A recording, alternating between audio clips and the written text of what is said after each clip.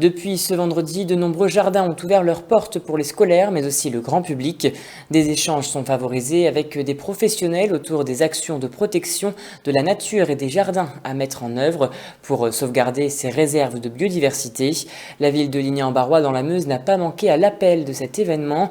Pour l'occasion, l'association Arbre a attribué le label Arbre remarquable de France pour un marronnier d'Inde datant de 1789 planté dans le parc du Luxembourg, puis lui-même classé au monument historique en 1932. Écoutez.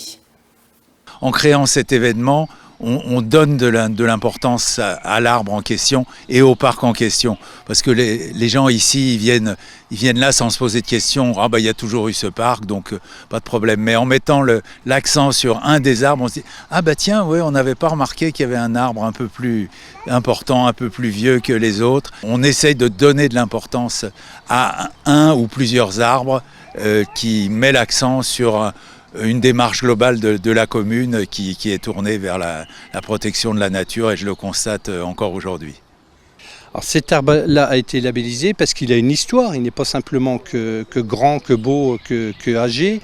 C'est un marronnier, donc c'est un arbre qui existait, il y avait toute une allée de marronniers dans le parc des Luxembourg qui longeait l'Ornain. Il n'y aura que celui-là, c'est symbolique, hein, on symbolise, voilà, il représente, on va dire, tous les marronniers, toute l'histoire qu'il y a eu du parc autour des marronniers.